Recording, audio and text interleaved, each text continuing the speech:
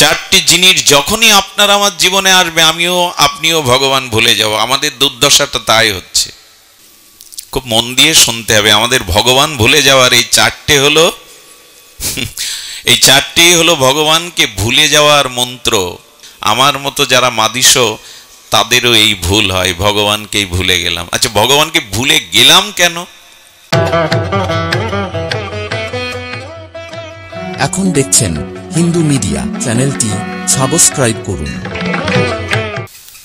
একটি রস যেমন ক্রমে ক্রমে আর সেটি শর্করা মিছরিতে রূপান্তরিত হয়, গোমাতার উৎকৃষ্ট দুগ্ধ যেমন ধীরে ধীরে ঘিতে রূপান্তরিত হয়, তেমনি এই সাধন ভক্তি ধীরে ধীরে ভাবভক্তি, ভাবভক্তি থেকে প্রেম ভক্তিতে উত্তীর্ণ হয়। প্রেম ক্রমে ক্রমে বৃদ্ধি পেয়ে স্নেহ, মান, প্রণয়, রাগ, অনুরাগ, মহাভাব হয়। এখন এই যে সাধন ভক্তির ক্রমোন্নতি, এই প্রেম ভক্তি প্রাপ্তি, এটির প্রথমেই বলছেন ব্রহ্মভূত প্রসন্ন আত্মা। আমাদের চিত্তের, আমাদের আত্মার প্রসন্নতা দরকার, সন্তোষ দরকার, আনন্দ দরকার। এটি সবার কাম্য। খুব ধ্যান দিন। ব্রহ্মভূত প্রসন্ন আত্মা। আমরা শোক চাই না,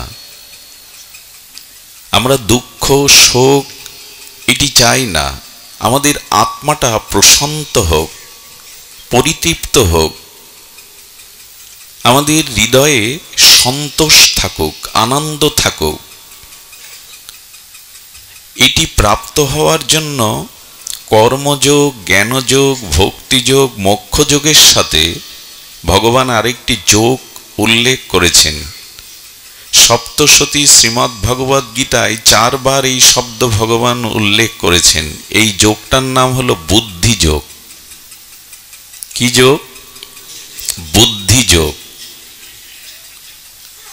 দেখুন, মানুষের বুদ্ধি যদি শুদ্ধ না হয়, বুদ্ধি যদি তার বিবেক এবং মনকে, ইন্দ্রিয়কে নিয়ন্ত্রণ করবার মতো যথাযথ শক্তি অর্জন না করে, তবে আপনি প্রেম ভক্তি কেন, মানসিক শান্তিও কখনো পাবেন না। এজন্য বুদ্ধি যোগ দরকার। বুদ্ধির ক্রিয়া কি? বুদ্ধি কিভাবে আমাদের হৃদয়ে সন্তোষ বা আনন্দ বা প্রেম ভক্তির পর্যায়ে নিয়ে যাবে?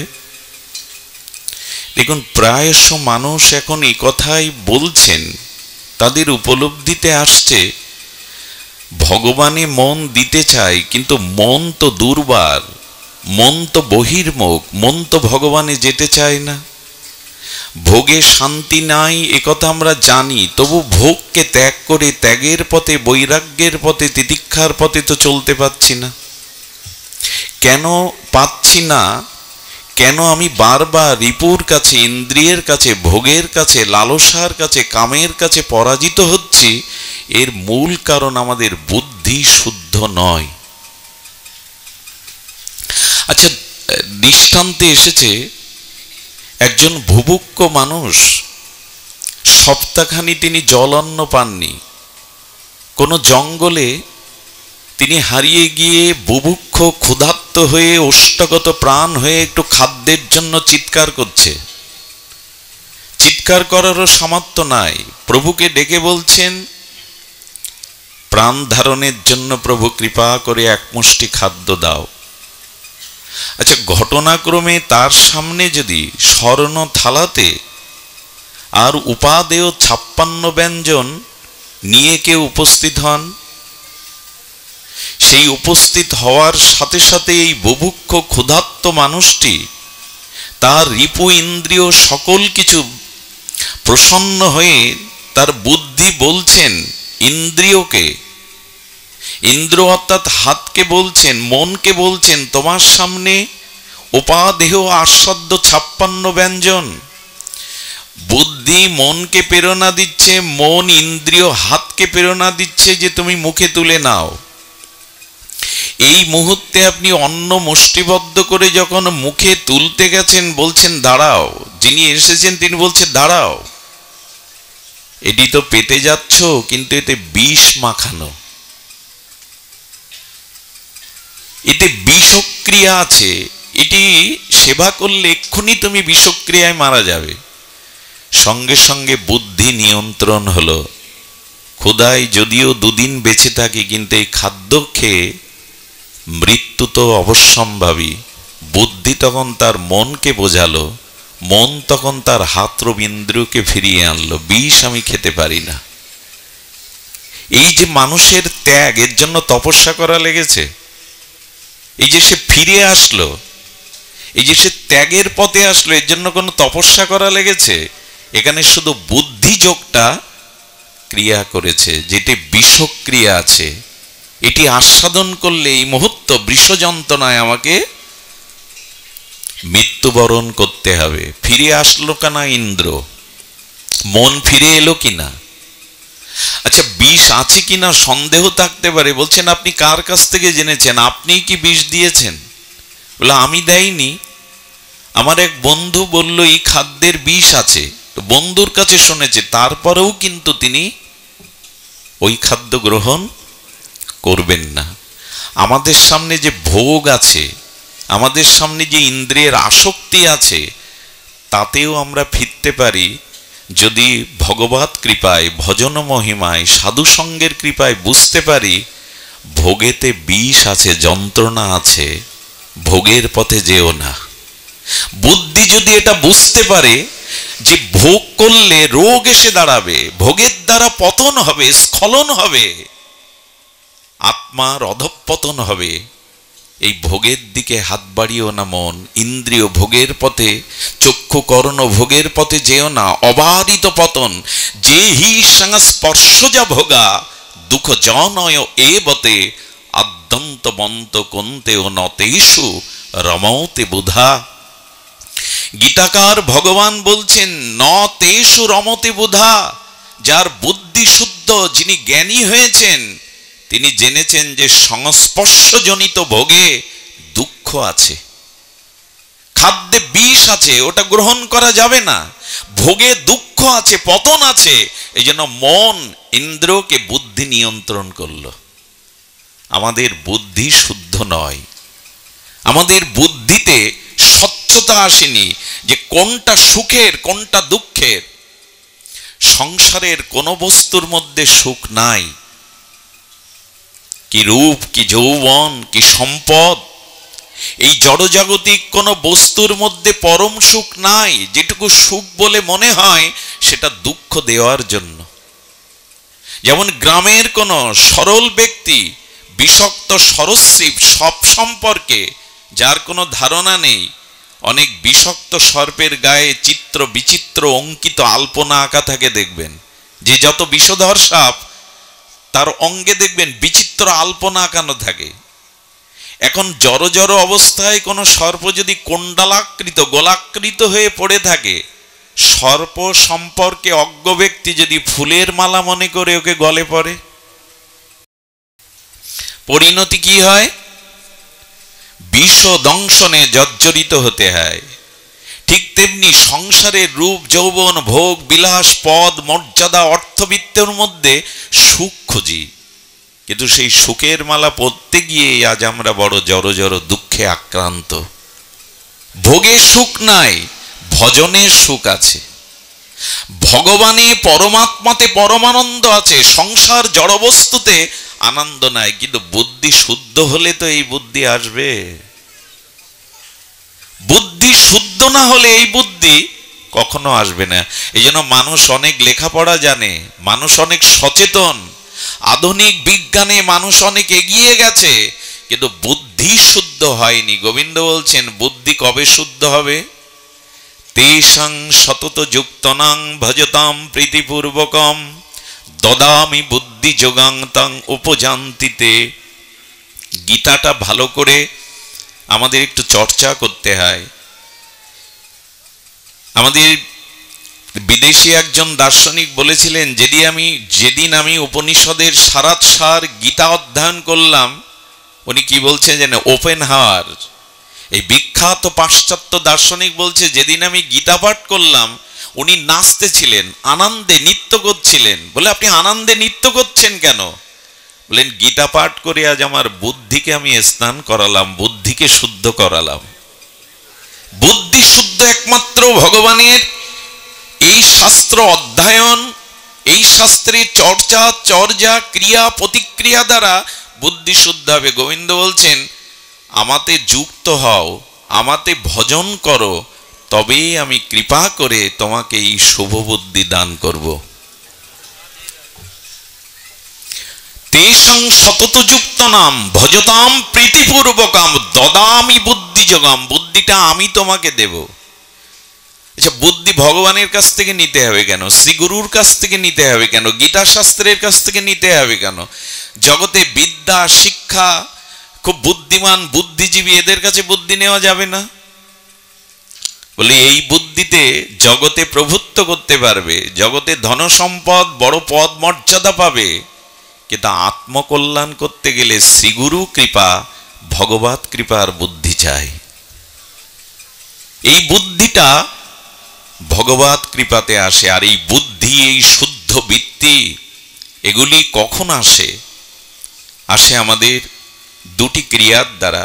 দেখুন, অনেক কিছু নিজ চেষ্টা পুরুষার্থের দ্বারা আপনি অর্জন করতে পারেন, কিন্তু সাধু সঙ্গ, ভগবানের কথা, এটা নিজ প্রয়াসে নিজ চেষ্টায় পাবেন না। ভগবান বিশেষ কৃপা না করলে এ দুটি জিনিস কেউ আজ পর্যন্ত পায়নি। আপনি কর্মের দ্বারা, চেষ্টার দ্বারা, প্রয়াসের দ্বারা, পুরুষার্থের দ্বারা অনেক কিছু লাভ করতে পারেন, কিন্তু সাধু সঙ্গে হরি কথা, এটি ভগবানের বিশেষ কৃপা না হলে কেউ লাভ করতে পারে না। এই দুটি প্রভুর বিশেষ কৃপা হবে, তবে আপনি পাবেন। বলেন, এরকম বুঝাচ্ছ কেন? আমরা এসেছি, আজকে হাতে সময় ছিল, আকাশ ভালো ছিল, পথে কোনো বাধা হয়নি, আমরা চলে এসেছি, এতে আবার ভগবানের কৃপার কি আছে? আপনি আসতে পারেন না এখানে, আপনাকে কৃপা করে ভগবান আজ এখানে এনেছেন। একটি পাও অগ্রসর হওয়ার ক্ষমতা কোনো জীবের নাই। এই জন্য আপনি প্রয়াসের দ্বারা, চেষ্টার দ্বারা অনেক কিছু জগতে প্রাপ্ত হতে পারেন, কিন্তু সাধু সঙ্গ হরি কথা, এটি ভগবানের বিশেষ অশেষ কৃপা ব্যতীত কারো ভাগ্য হয় না। এটি জানতে হবে, তিনি কৃপা করে এনেছেন। তো সেই সাধু সঙ্গে যদি ভগবানের গুণগাথায়, লীলা গুণগাথায় আমাদের বৃত্তি প্রবৃত্তি ভজনমুখী হয়, আর অনুরাগের ভজন হয়, তখনই ভগবান কৃপা করে আমাদেরকে এই শুভ বুদ্ধি, বুদ্ধি যোগ, অর্থাৎ ভগবানের সাথে বুদ্ধি যুক্ত হয়ে গেলে তখনই আমাদের প্রকৃত কল্যাণ আসবে। আর তখনই ব্রহ্মভূত প্রসন্ন আত্মা ন শোচতি ন কাঙ্ক্ষতি, তখনই আমাদের জীবনে শোক থাকবে না, জগতে কোনো ভোগের আকাঙ্ক্ষা থাকবে না, প্রসন্ন আত্মা হবে হৃদয়ে। এই জন্য যারা ভগবানের ভজন করতে বসেছেন, তারা এত প্রশান্ত আত্মা কেন? তারা এত চিরায়ত শান্তির আশ্রয়ে আসে কেন? কারণ তাদের শোক নাই, কোনো কিছু পাওয়ার আকাঙ্ক্ষা কামনা নেই, তো তারা হারাবে কেন? আচ্ছা, ভগবানকে হারাই কেন আমরা? আমাদের বুদ্ধিটা কেন ভোগের দিকে যায়, ভগবানের দিকে যায় না? চারটি কারণ। খুব নূতন তত্ত্ব কথা, রামচরিতমানসে মন দিয়ে শুনতে হবে। ভগবানকে পেয়েও আমরা হারাই। আমাদের হৃদয়ে আত্মারূপে ভগবান অবস্থান করলেও আমরা ভগবান থেকে অনেক দূরে। এর কারণ কি? এর কারণ চারটি। দেখুন, সুগ্রীব ছিল সর্বহারা। সুগ্রীব ছিলেন সর্বহারা। তার রাজ্য তার বড় ভ্রাতা বালি কেড়ে নিল। কারণটা অন্য, আমি লীলায় যাব না, মূল কথাটি আমরা প্রবেশ করব সূত্র আকারে। বালি তার ছোট ভ্রাতা সুগ্রীবের বল প্রয়োগ করে তাকে পরাস্ত করে তাড়িয়ে দিয়ে রাজ্য সিংহাসন দখল করল, এমনকি স্ত্রীকেও দখলে নিয়ে নিল, তার সমস্ত সহায় সম্পদ নিয়ে নিল। প্রাণের ভয়ে সুগ্রীব অবস্থান করছেন ঋষিশৃঙ্গ পর্বতে। এইখানে বালির যাওয়া নিষিদ্ধ ছিল। ওইখানে বসে বসে সর্বহারা হয়ে আর অনাথের মতো কাঙাল হয়ে দুঃখ ভোগ করছে। এর পরের ইতিহাস জানা।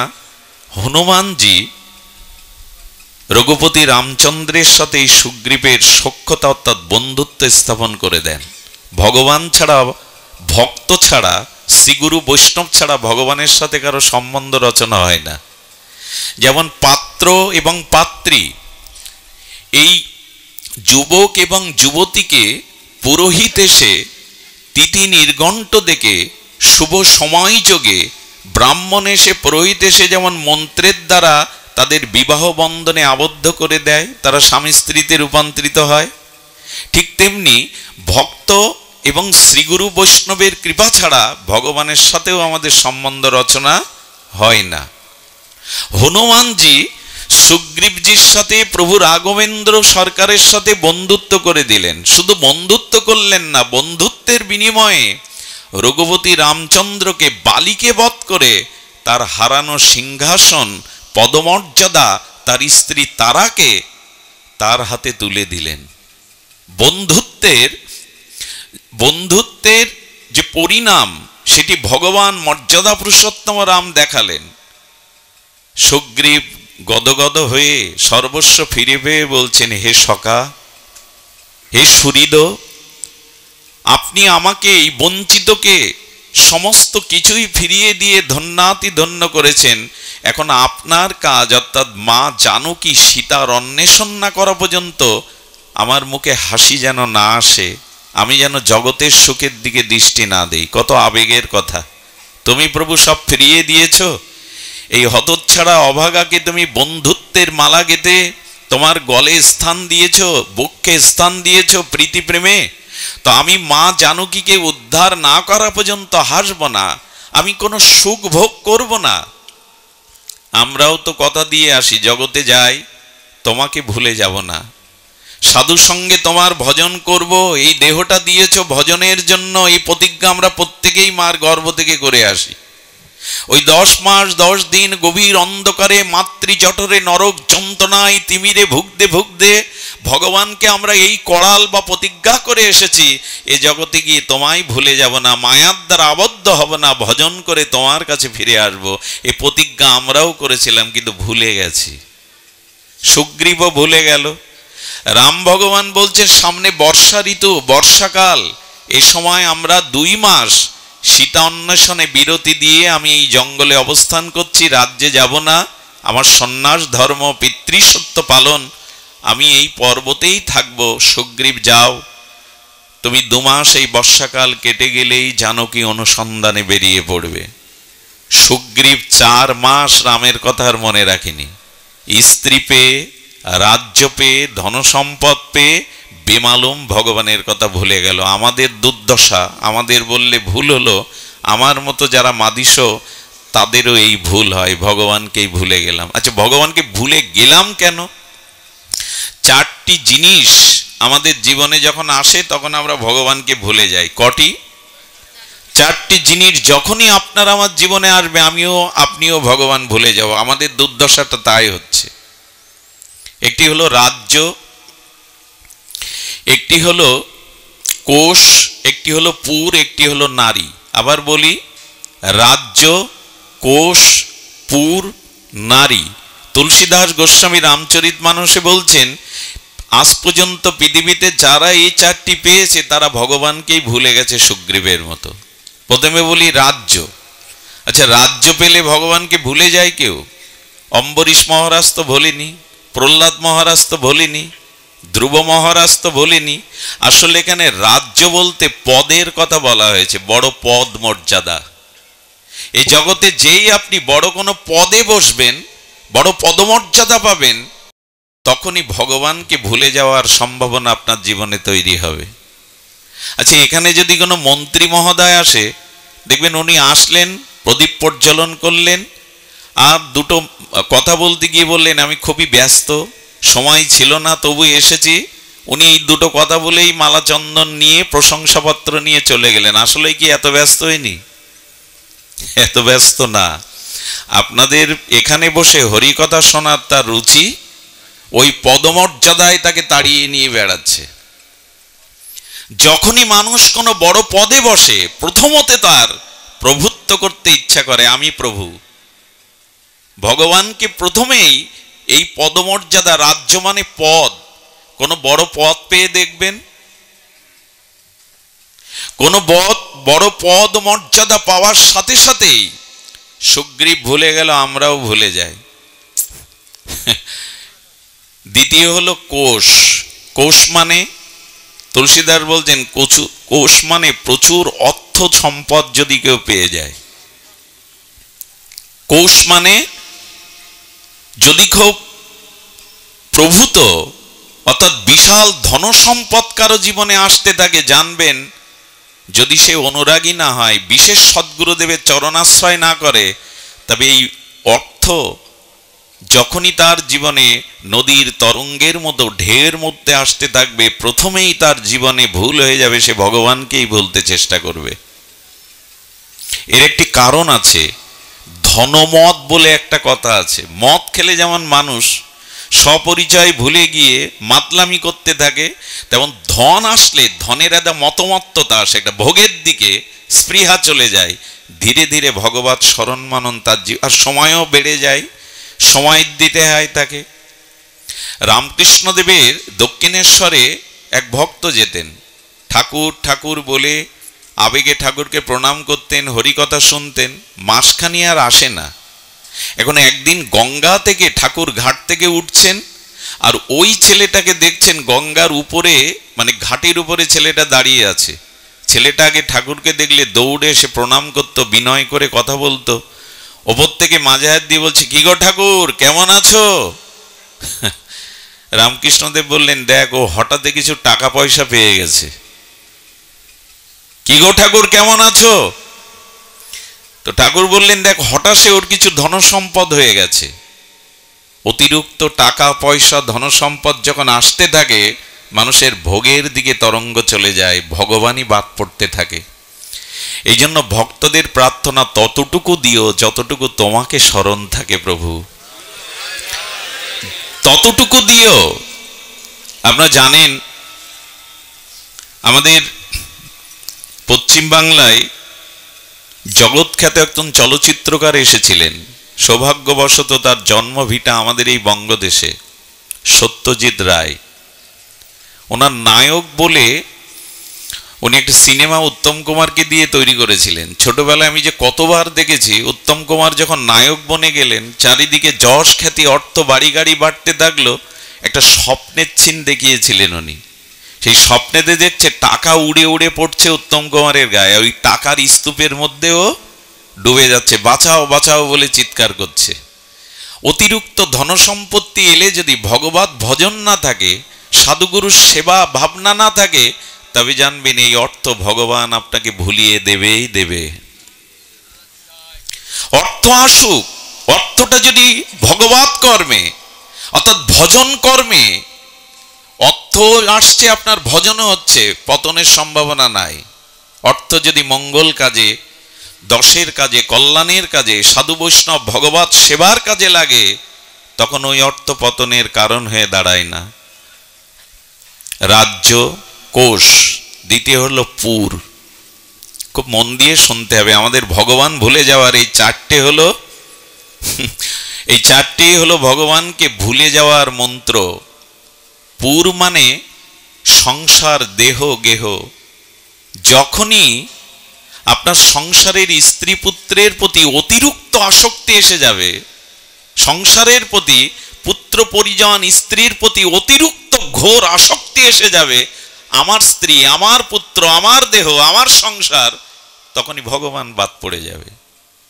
আচ্ছা, আজকে যারা গৃহ থেকে এই ভাগবত শ্রবণের জন্য এসেছেন, যত এই ভাগবত অনুষ্ঠানের দিকে এগিয়ে এসেছেন, তত আপনার বাড়ি পেছনে পড়ে গেছে কিনা? আর এইখান থেকে পাঠ শেষে যখন আপনি নিজের গৃহের উদ্দেশ্যে রওনা দেবেন, তখন এই ভাগবত পরিমণ্ডল পিছিয়ে পড়বে কিনা? তো যত স্ত্রী পুত্র দেহ গেহ রূপ যৌবনের প্রতি আসক্তি যাবে, তত জানবেন আপনার চিত্ত ভগবান হতে দূরে সরে যাচ্ছে। নিজেকে সাজিয়ে কি করবেন, নিজেকে বিজ্ঞাপন করে কি করবেন?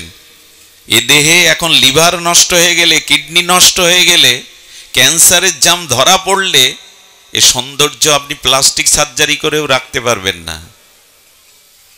অতিরিক্ত আসক্তি সংসারের প্রতি, এগুলি ভগবানকে ভুলে যাওয়ার প্রধান কারণ। সুগ্রীবের তাই হয়েছিল, স্ত্রী পেয়ে, নাচ গান এগুলি পেয়ে কোথায় রাম?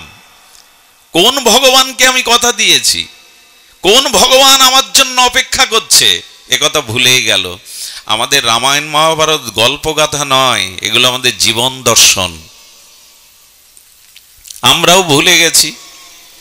এটি লক্ষ্য করবেন, বারবার যাদের কারণে ভগবানকে ভুলে যাচ্ছি, ভজন ভুলে যাচ্ছি, ত্যাগ বৈরাগ্য তিতিক্ষা ভুলে যাচ্ছি, তারা আমায় ভালোবাসে। বাড়ি আমি ভালোবাসি, বাড়ি আমাকে ভালোবাসতে পারে না। ইট কাঠ জড় বস্তু কারো ভালোবাসার কারণ হয় না। আমি অর্থ ভালোবাসি, কিন্তু অর্থ আমায় ভালোবাসতে পারে না, ওটা জড় পদার্থ। যে ভগবানকে ভালোবাসলে এক পায়ে গিয়ে গেলে তিনি হাজার পায়ে গিয়ে আসেন, তাকেই ভালোবাসলাম না। খুব বুদ্ধিমানের কাজ। আমাদের বুদ্ধি খুব শুদ্ধ। এই দেহটা চিতায় একদিন পোড়াতে হবে, একমুষ্ট ছাই হবে, কথা কে না জানে? মাটির নিচে দিলে অসংখ্য কীট আমার দেহটা কুরে কুরে খাবে। আর সিগাল কুকুরে যদি বেয়ারিশ কোনো লাশ খায়, পরের দিন বা দুদিন পরে তাদের উদরে মলমূত্র তৈরি হবে আমার এই দেহটা। একে বিজ্ঞাপন করার কি আছে? এতে এত সাজানো গোছানোর, এর প্রতি এত মোহের কি আছে? যখনই মোহ এলো, ভগবানের প্রতি অনুরাগ চলে গেল।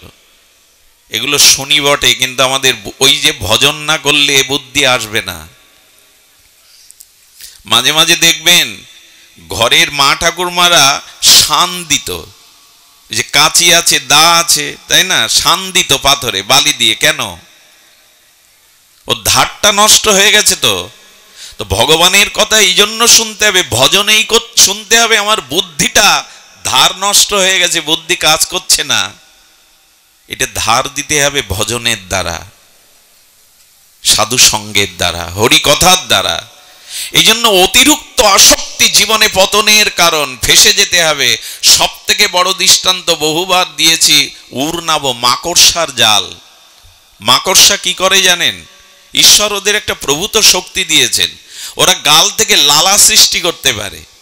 ওই লালা বাইরে শিল্পের মতো জাল বুনতে পারে, আবার ওই জালটা ভেতরে গ্রহণও করতে পারে। ভগবান যেমন সৃষ্টি করে, স্থিতি পালন করে, আবার মহাপ্রলয়ভূত করতে পারে।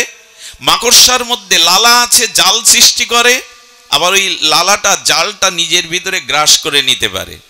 আচ্ছা, মাকড়সা জাল বনে কেন বলুন?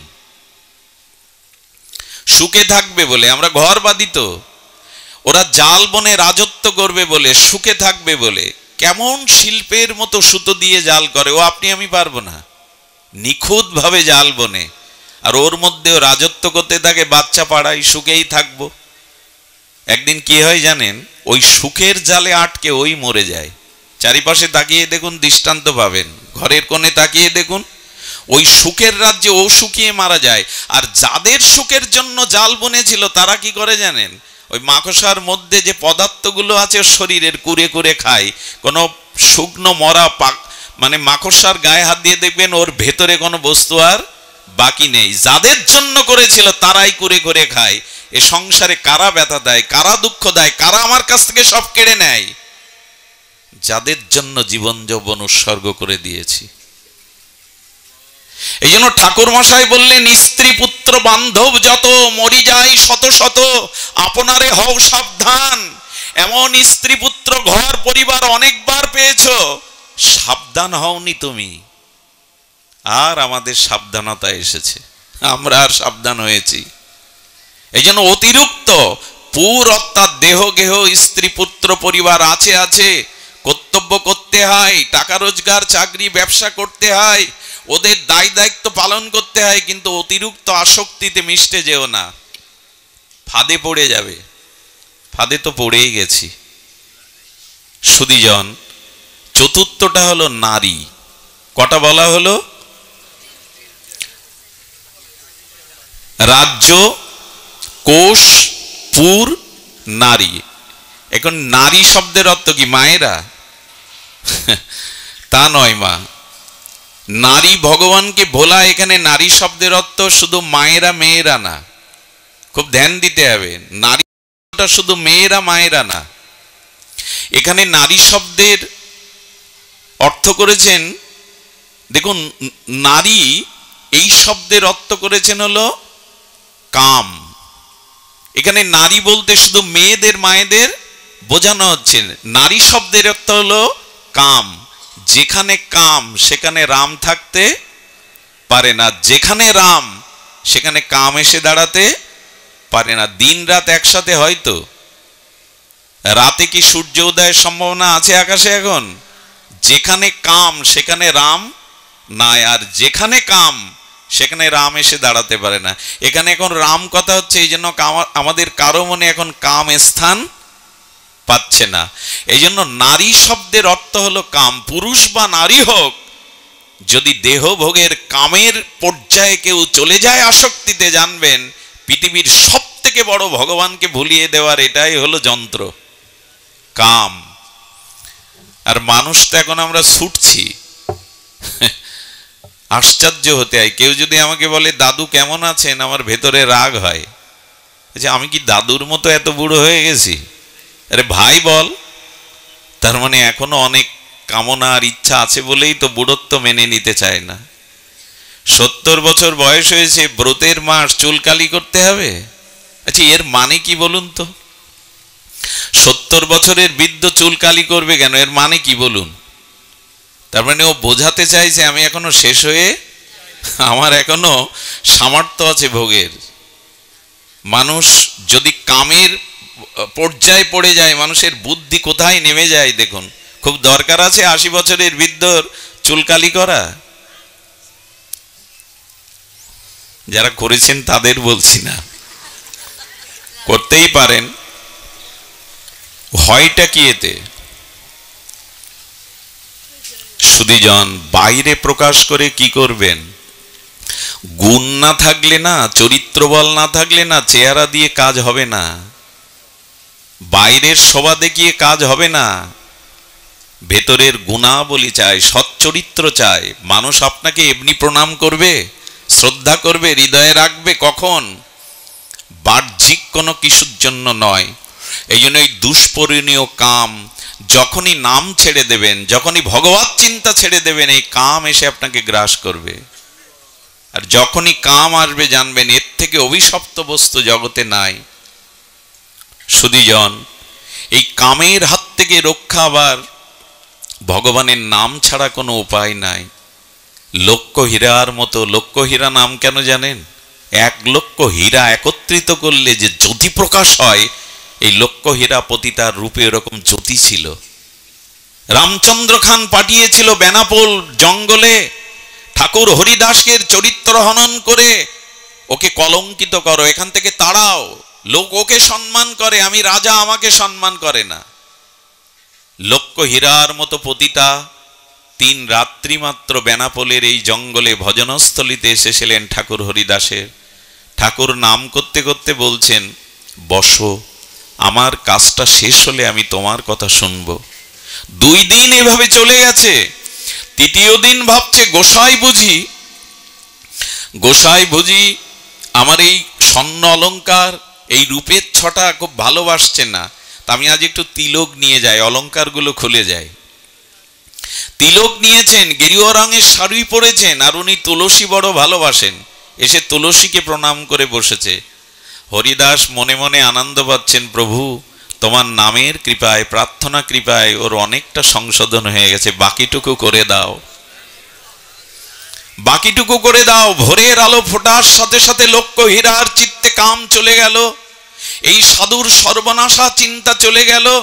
হরিনামের আনন্দ লহরীতে হৃদয়ে প্রেমানন্দে বলে উঠল, ঠাকুর অনেক নেচেছি, অনেক গেয়েছি, হরিনামে এত আনন্দ পাইনি, তুমি কৃপা করে আমাকে সেই আনন্দ দাও, আমি ওই আনন্দ চাই। কাম চলে গেল, রাতের অন্ধকারে লক্ষ হীরার কাম চলে গেল নামের মহিমায়। এই জন্য ভগবানের ভজন না থাকলে কাম এড়াতে পারবেন না, কাম এসে ঘিরে ধরবে। সুধীবৃন্দ, এই জন্য অতিরিক্ত পদমর্যাদা যদি পান, পেতে পারেন নিজের যোগ্যতায়, যদি বহুবিধ অর্থের মালিক হন, আর যদি সংসারের স্ত্রী পুত্র থাকেও, আর যদি এই জগতে তো কাম দিয়ে তৈরি আমাদের মধ্যে কাম থাকবে, কারণ কামনা থেকেই আমাদের সৃষ্টি, আমাদের জন্ম হয়েছে পিতামাতার কাম থেকেই, এই জন্য আমাদের মধ্যে এটা থাকবে। কিন্তু এগুলোকে নিয়ন্ত্রণ করতে গেলে অবশ্যই বুদ্ধি শুদ্ধ করা দরকার। আমি শুরু করেছিলাম বুদ্ধি যোগ দিয়ে, বুদ্ধিটা ভগবানের সাথে জুড়ে দিন, না হলে রক্ষা পাওয়া যাবে না। দদামি বুদ্ধি যোগম, ভগবান বললেন এই বুদ্ধি যোগ আমার ভজন করো, আমি তোমায় বুদ্ধি দিয়ে দেব। ভগবানই আমাদেরকে এই বুদ্ধি দিয়ে দেবেন।